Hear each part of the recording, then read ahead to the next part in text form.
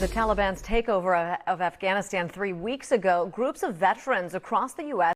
joined forces in a coordinated effort to rescue U.S. citizens and allies desperate to get out of the country. NBC7's Ali Rafa spoke with one veteran about what's driving this mission. The veteran I spoke with today says this isn't about politics and that every day that passes without U.S. troops in Afghanistan, his mission grows harder and harder.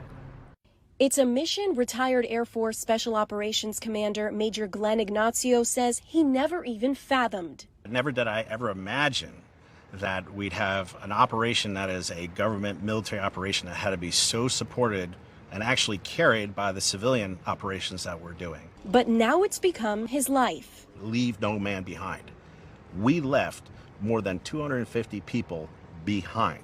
It's that deep frustration fueling a coordinated effort by hundreds of highly trained U.S. military veterans across the country to secretly rescue their fellow American citizens as well as allies from a now Taliban-controlled Afghanistan. And the amount of people that have stepped up and done this is monumental. He says he can't share many details because evacuations are active and ongoing. But here's a peek at how they're accomplishing this seemingly impossible mission. Military guys are doing great things, but they're tied to orders and they're tied to what they're told. We're able to do whatever we need to get these people out. We're using every connection that has been gained for 20 years and using the expertise of special operations and veterans, and then looking at all the assets that we have from ground, air, whatever it is, to get them from their location to a place out of Afghanistan. But we look like a regular civilian American. By law, we have to follow the regulations of a particular state that we're in, and when I say state or country that we're in, but it's really interesting as what are the rules in Afghanistan.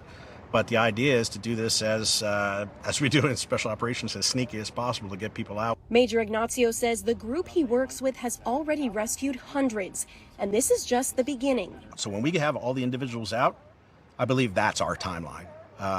And it's not tied to a calendar, it's not tied to a date, it's tied down to those individuals have gotten out. And this is his message to those still waiting to be rescued. You give in, it's over. So never quit. My objective would be to stay safe, hole up, and see what settles out in the coming days. Major Ignacio says his group is also connected with operatives in other Middle Eastern countries to ensure a safe passage to America. In Oceanside, Ali Rafa, NBC7. Major Ignacio says veterans are uniquely fit for this role because they're not bound by the same rules as active U.S. troops, and they're using skills honed during their service and time as a civilian.